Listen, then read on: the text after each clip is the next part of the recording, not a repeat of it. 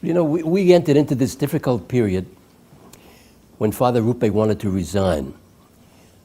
He believed strongly in having legislation in the society allowing the general to resign. What he wanted to do was he wanted to hold on to electing the general for life, ad vitam, as we said. He used to say, it's not ad vitam, it's ad mortem, you know.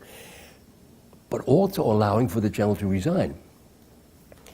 The election for life of a general, not just for a set period of maybe 6 years or 12 years, but for life, we're one of the few orders that do that. And it's what we used to call part of our substantials. In order to change that, you have to go through an awfully long procedure. But so he wanted to hold on to two of them. And what we did at the 32nd General Congregation, was the 32nd of the? Yeah.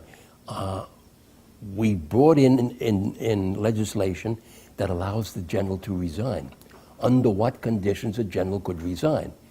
And it spelled them out, the procedure and all this and that. Well, that was a big step forward, and he wanted that. Now, what he wanted to do, Arrupe, was to show this had meaning, and that when he thought it was his time, he was going to do it. So, remember he'd been elected in '65. Only about 1977, he began to talk to us, to the 4 general assistants. Remember, they were ad providentiam, and they can deal with if he wants to retire, resign. He began to talk to us about just the possibility of resigning, and we began to talk about it. Say, well, the first thing you have to have is a very serious reason. And then that serious reason you propose to the 4 general assistants to see if they would agree with it. And if they agree, that's a good, strong, and valid reason, then it would go to a secret vote of all the provincials, about 85 of them. And then if they agree, the majority agrees, then you go to a general congregation. Well, that was the procedure. So we were talking about it, you know, not that he was, and we started in 1977, and it kept going on, so that finally, by 1979 and 1980, he had come to peace of mind. He really believed in that. He would meditate, and then he would do a discernment. And he said, I'm at peace of mind with this. I really think I should resign. So he said to the 4 of us, the 4 general assistants, he said, I'm asking you now for your formal vote. So what we did is we took a week out to do a discernment, a formal discernment. I'll never forget, it was from March 4 to March 11. And we used to meet every day, the 4 of us, and we would take the pros for resignation, and you know, no argument, just, and then we would bring that to our Eucharistic liturgy.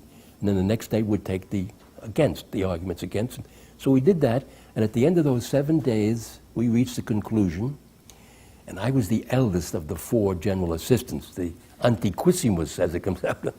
So what we decided, both individually, each one of the 4, and collectively as a group, that he did have a valid reason for resigning. And the reason was advancing age and the normal consequences it brings. So, with that vote then, that was secret, it went to the provincials. And the majority of them, almost unanimously, they voted for it. So, at that point, Pedro Arrupe was held to call a general congregation. Now, in our Jesuit life, we have this special bond of love and service between the Roman Pontiff and the Society of Jesus.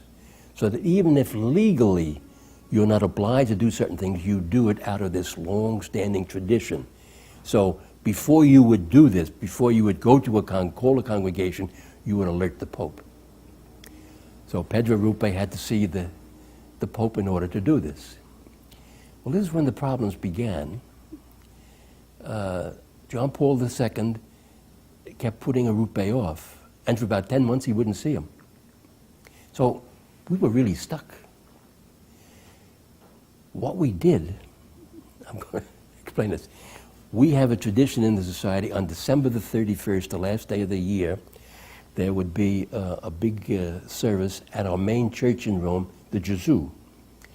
And at that Mass, you had a lot of Jesuits concelebrating with the Holy Father. But at the end of the Mass, the General would meet a lot of the Jesuits who were there.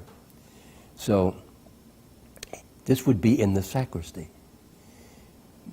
3 of the 4 general assistants, one of them was off in Africa, we got in the corridor there. So when Arrupe came along with the Pope, introducing him to certain people, we cornered them. We spread out like that. It was like a cul-de-sac. And so there we were, the 3 of us, and there was Arrupe and the Pope. Arrupe white as a sheet, because he didn't know about this. And so the Pope pointed to me and said, you're the American, lei el americano. And then he said, where's the French Jesuit? That was, well, said, he's not here. We said, Holy Father, we're the ones we had written to him. We said, we really want you to see, please give Father Arrupe some time. You've got to see him. We're in alto mare. We're really bewildered. We can't move. We can do nothing until we settle on this resignation. Until you talk to Father Arrupe, everything is stalled. So you've got to see him. And this was quite a thing, So he said, sarà presto. It will be soon. That was December 31st. So on January 17, he finally agreed, the Pope, to meet with Father Arrupe. But that meeting was very ineffectual. They just repeated certain things. And so they agreed to meet again. And they met on March the 13th. And that meeting between Father Arrupe and Pope John Paul II was better, because in it the Pope really opened up.